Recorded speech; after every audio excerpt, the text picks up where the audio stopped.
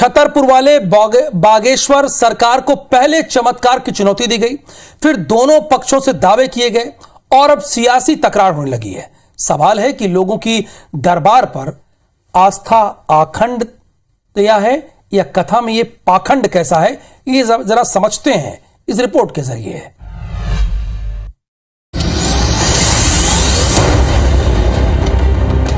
सज गया है बागेश्वर सरकार का दिव्य दरबार, लगने लगी है भक्तों की अर्जियां।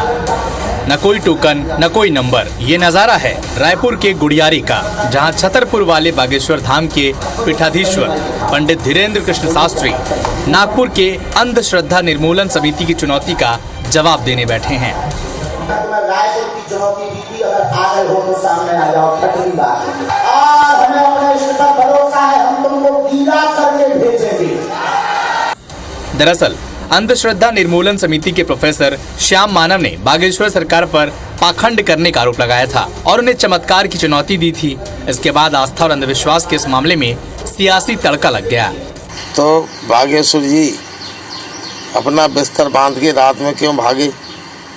मैं उनसे चाहूँगा कि अगर आपके सच्चाई है, प्रामाणिकता के आधार पर भागने का जवाब दें।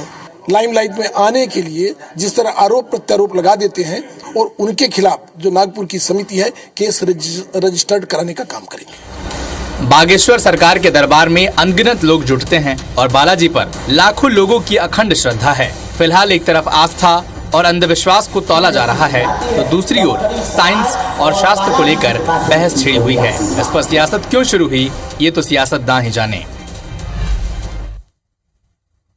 अपनी कथा शैली और उससे कहीं ज्यादा अपने विलक्षण दरबार के लिए विख्यात पंडित धीरेन्द्र कृष्ण शास्त्री के बारे में कुछ तथ्य डिकोड करते हैं।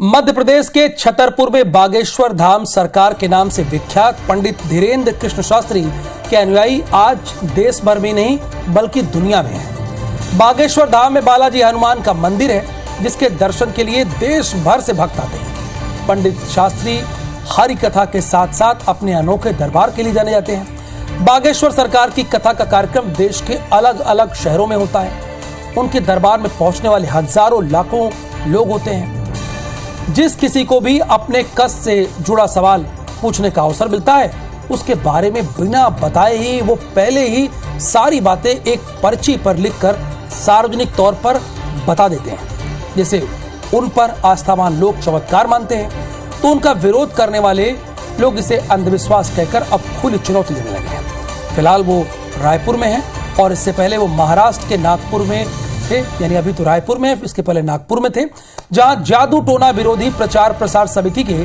श्याम मानव ने आरोप लगाया कि बागेश्वर बाबा इस चुनौती से डरकर 2 दिन पहले ही नागपुर से चले गए।